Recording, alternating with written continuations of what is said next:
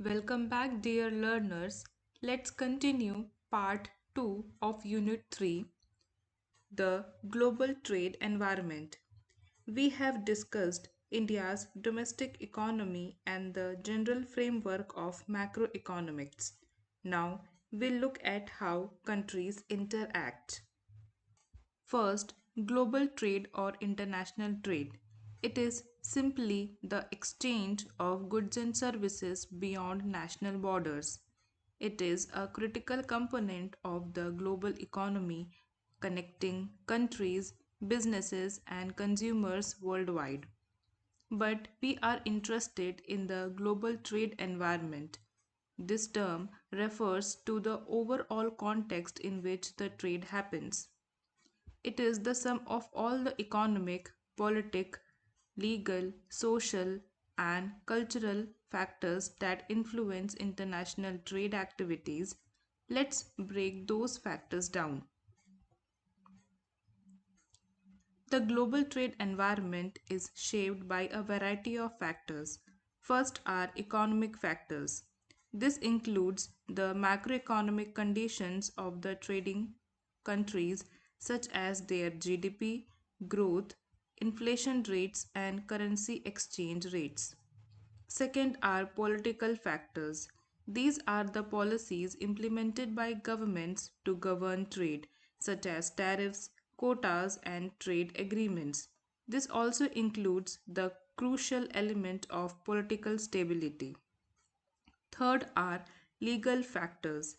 These are the specific laws that affect trade, such as intellectual property rights, differing labor laws, and environmental regulations.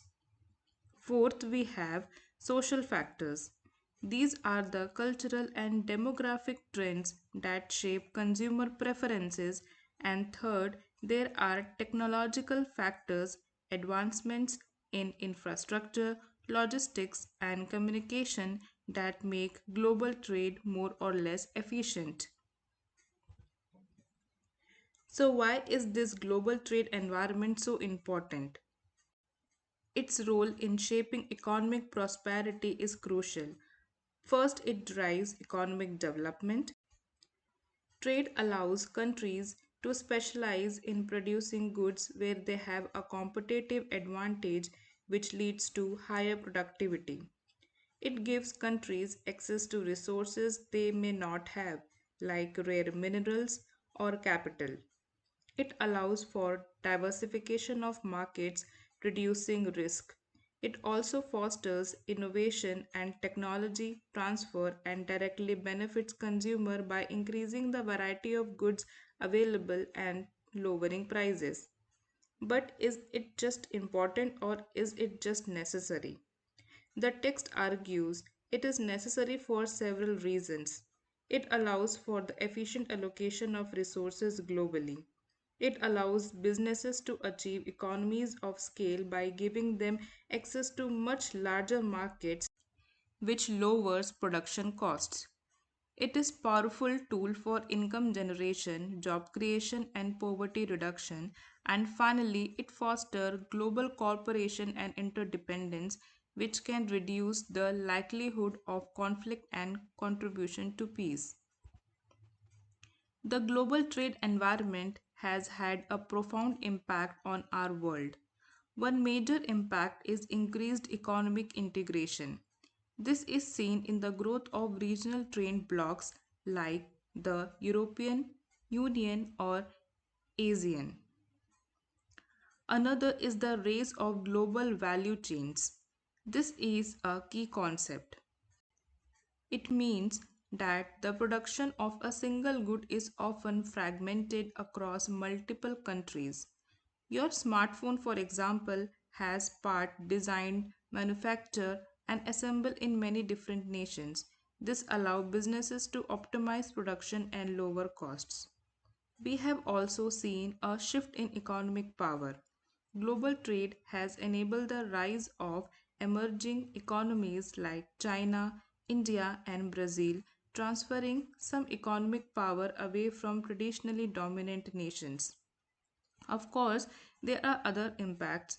The environmental impact is complex.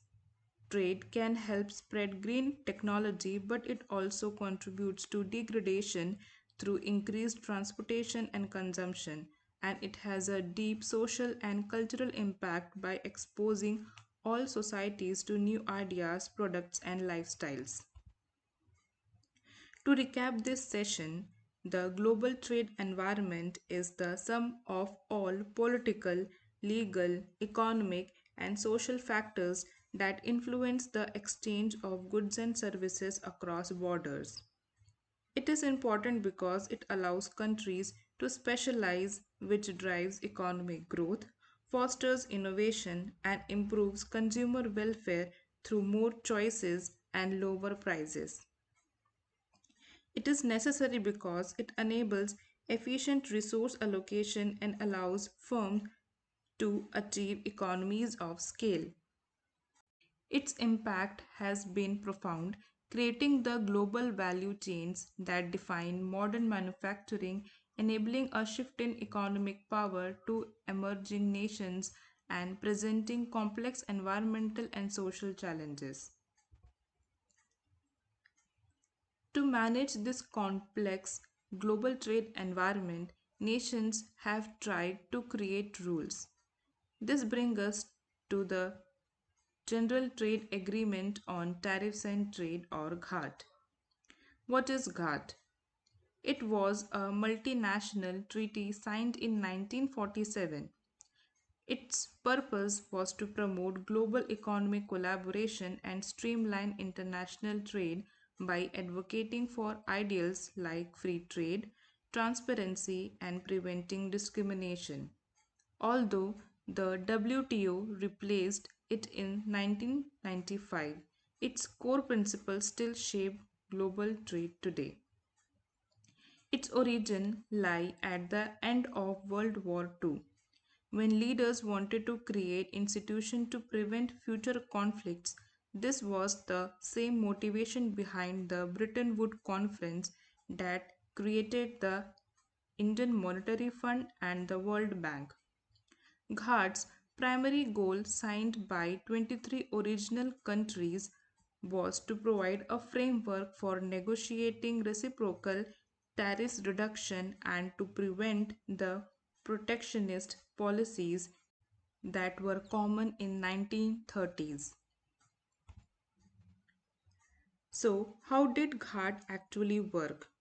It functions as a forum for member countries to negotiate and agree upon trade rules and tariffs reduction. It operated through a series of negotiation periods known as rounds. In total, there were 8 rounds of GATT negotiation between 1947 and 1994. The most significant and final one was the Uruguay round, which lasted from 1986 to 1994 and ultimately led to the creation of WTO, World Trade Organization. The main objectives of GATT were clear. First, to encourage international trade by reducing tariffs and other trade barriers. Second, to establish a clear set of rules and principles to create a predictable and transparent environment for business. Third, to promote non discrimination, ensuring all member countries were treated equally. And fourth, to resolve trade dispute peacefully.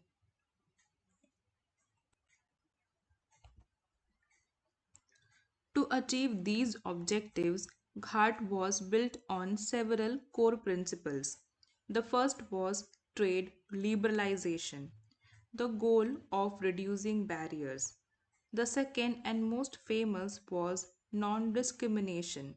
The third was transparency, requiring countries to publish their trade rules. And the fourth was reciprocity, the idea that countries would exchange concessions of roughly equal values. These principles were solidified in its key rules.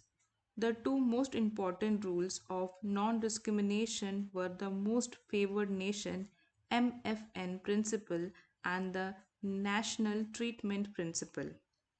What is MFN?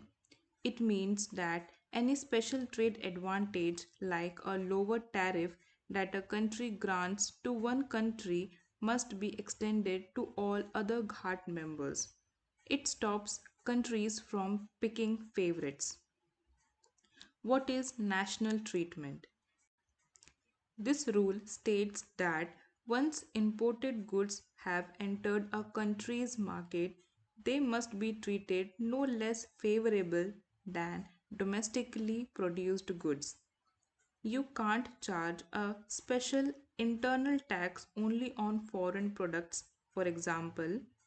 Other key rules included tariffs binding, where countries agreed to bind or cap their tariffs at a negotiated level, creating stability and transparency, which forced them to publish all their trade regulations.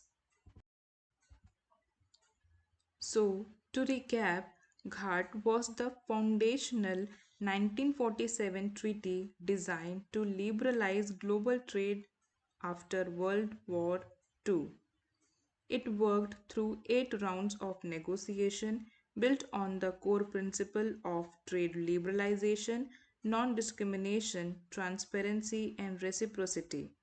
Its most important contributions were the powerful non discrimination rule, most favored nation MFN, which ensures everyone gets the same best deal, and national treatment, which ensures foreign goods are treated fairly inside a market. Ghart's legacy is immense. It played a pivotal role in the post war economic order, led to significant reduction in tariffs and fluid, unprecedented growth in global trade. It successfully laid the groundwork for the modern system, and its principles were carried directly into its successor, the World Trade Organization. This brings us to the modern era. The World Trade Organization WTO. The WTO is the international organization that currently seeks to streamline global commerce. It is not just a treaty like GHAT was, it is a formal organization. It provides the structure for negotiating trade agreements, settling disputes, and implementing trade rules. It was founded in 1995 as the successor of GHAT. It was the primary outcome of GHAT's final Uruguay round of negotiations and was established by the Marrakesh Agreement. So, what is the key difference between GHAT and the WTO? A verbal question, but the answer is twofold. First, the WTO has a much broader scope. It doesn't just cover trade in goods, which is still covered by GHAT 1994, it also includes trade in services through the GHATS agreement and intellectual property rights through the TRIPS agreement.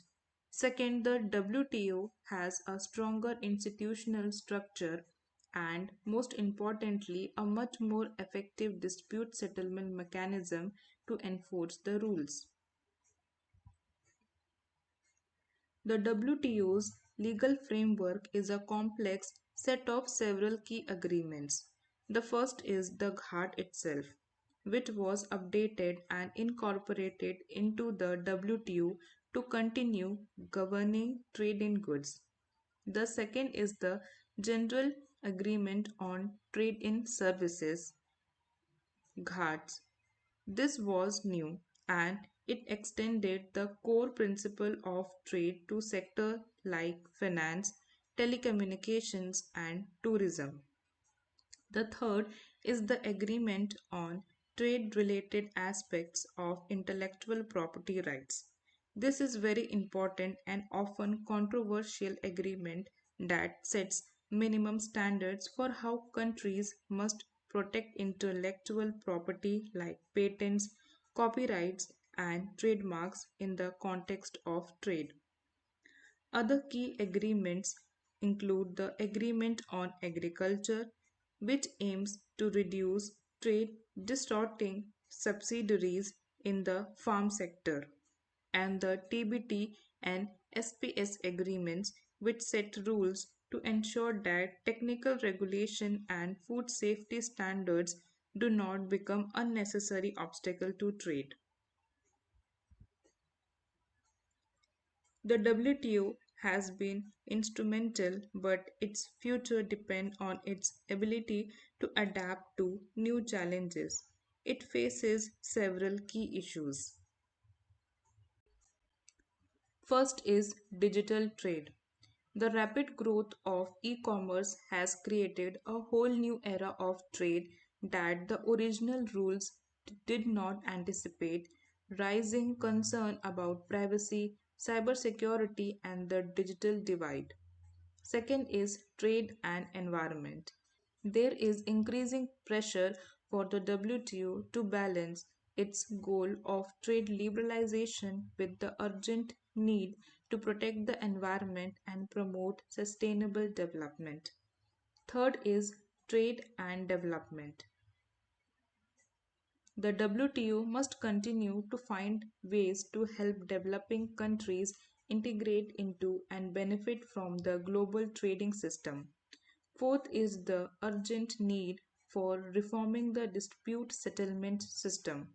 This system, once seen as the WTO's greatest strength, have faced several criticism and deadlocks, and reforms are needed to ensure it remains effective. Finally, the WTO must constantly work to address rising protectionism and unilateralism, which threatens the very idea of multilateral rule based system. So, what is the WTO's final report card? Let's look at its role, gains, and losses. Its primary roles are clear: negotiating agreements, enforcing rules, resolving disputes, supporting developing countries, and monitoring trade. The gains have been significant. The WTO has furthered trade liberalization, helping to expand global trade. It has created a predictable rules based trade agreement that reduces uncertainty for businesses, and its dispute resolution mechanism has, for the most part, maintained stability and prevented trade wars. However, there are also losses or strong criticisms. Critics argue that the benefits have been unequal, with some countries and sectors benefiting far more than others and developing countries often struggling. Many governments complain of a loss of policy space as WTO rules can limit their ability to use trade and industrial policies to build their own domestic industries. Finally, there are persistent social and environmental concerns that the drive for trade liberalization has sometimes came at the expense of labor rights and environmental protection. To summarize this section, the WTO is the formal organization that succeeded GATT in 1995. It provides the forum for negotiating, enforcing, and settling disputes in global trade. Its scope is much broader than GATT's, covering goods, services, and intellectual property. The primary gain from the World Trade Organization has been a stable and predictable rule based system that has promoted trade liberalization. However, it faces serious criticism and challenges, including the unequal distribution of its benefit, the loss of policy space for developing nations, and the urgent need to create a new rules for digital trade and the environment. While the World Trade Organization has been central to global cooperation, it must adapt to these new realities to remain effective. We now turn to our final topic for this lecture, a macroeconomic challenge that affects every country, businesses, and individual: inflation. What is inflation? Academically, it is defined as a sustained increase in the general price level of goods and services in an economy over a period of time. The key words here are sustained and general. It's not just one price going up for a week. The direct consequences of inflation is that as the general price level rises, the value of each unit of money decreases. This leads to a decrease in the consumer's ability to purchase goods and services, sometimes we all know as reduced purchasing power. We measure inflation using a price index, most commonly the Consumer Price Index (CPI), which tracks the price of a representative basket of goods and services. Several factors can cause inflation. The first is demand pull inflation. This is the classic scenario.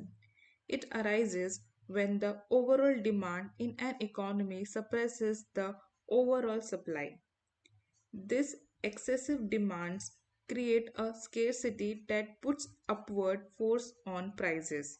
You can think of it as too much money chasing too few goods. The second type is cost push inflation. This occurs when the cost of production increase. This could be due to a rise in the cost of labor or raw materials. Producers are then forced to transfer this new higher cost to consumer in the form of higher prices to protect their profit margins.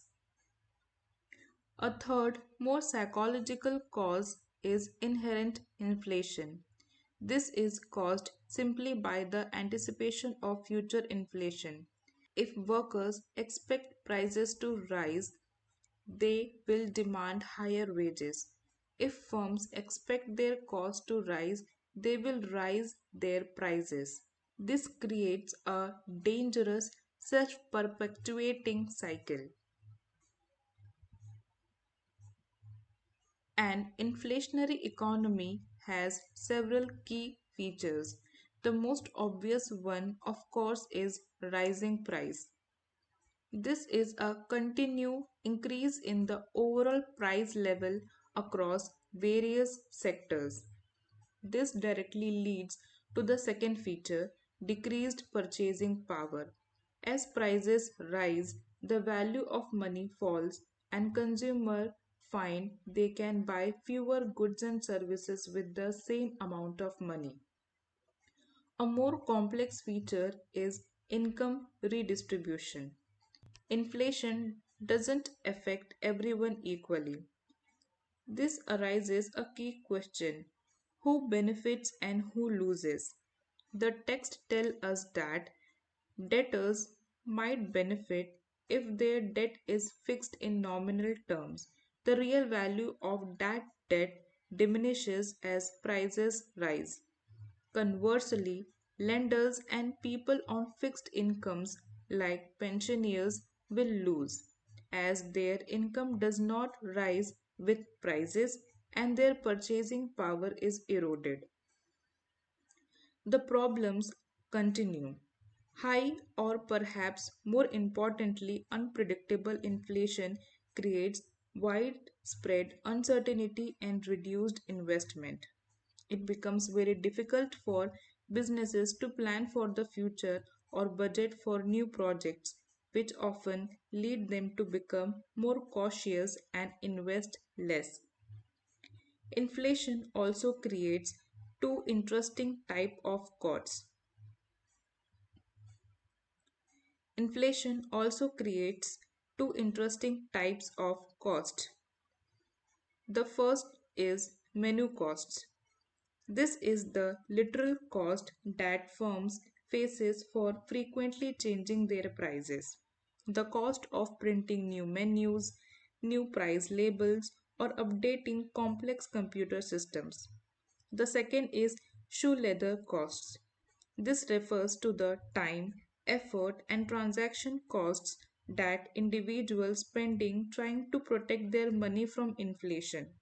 For example, when inflation is high, people might make more frequent trips to the bank to withdraw smaller amount or spend time moving money into assets that hold their value like gold. This is inefficient and wastes resources. A very dangerous feature of an inflationary economy is the wage price spiral. This is vicious, self-reinforcing cycle. Rising prices leads workers to demand higher wages. To pay those higher wages, firms raises their price. This in turn leads to demand for even higher wages, pushes prices higher still. Inflation also causes a distortion of relative prices. This is a subtle but important point. Inflation doesn't usually lift all prices equally. Some prices may rise much faster than others. When this happens, the market signal becomes unclear and it's hard for businesses and consumers to know the true value of goods, which can lead to misallocation of resources. Finally, for individual, a key feature is the erosion of savings. Inflation eats away at the value of your savings. The money you saved last year is worthless this year in terms of purchasing power. This naturally can discourage saving altogether. Tying back to an entire point, inflation expectations can become a major problem. When businesses and households expect prices to keep rising, they adjust their behavior, which exacerbate inflationary pressures. These expectations can become long established, making it much more difficult for central banks to control the situation. This creates significant monetary policy challenges. Central banks like the RBI in India are stuck in a difficult balancing act. They must balance the need to control inflation, usually by raising interest rates, with the goal of promoting economic growth and stability, which is helped by lower interest rates. Finally, inflation has international consequences. It can harm a nation's international competitiveness. How? By making its product and services more expensive compared to those from other countries. This can lead to a decrease in exports and increase in imports and a weakening of the country's trade position. We have covered an immense amount of material in this unit. Let's conclude with a final summary. We began with India's economic journey, tracing its path from a closed, state led agrarian model to a liberalized, globally integrated, and service driven economy after 1991. We analyzed the immense growth and human development gains, but also highlighted the critical challenges that remain, such as inequality, unemployment, and environmental sustainability. We then used this as a case study to understand the macroeconomic environment itself, identifying its key elements like the economic system, its sectoral autonomy, and the various policy and legal levers governments use to manage it. From the domestic, we move to the international, analyzing the global trade environment. We studied the history of trade governance, starting with the trade agreement on tariffs and trade, Ghat and its foundational principles like most favored nation MFN. We then examined its successor, the World Trade Organization WTO, which expanded the rulebook to include services and intellectual property, but now faces its own set of 21st century challenges. Finally, we ended on the persistent challenge of inflation. We defined it as a sustained raise in the general price level and identified its causes like demand pull and cost push factors. We also detailed its many negative features from the erosion of savings and purchasing power to the distortion of market signals and the loss of international competitiveness. With this, we conclude Unit 3. Thank you, dear learners, for your attention.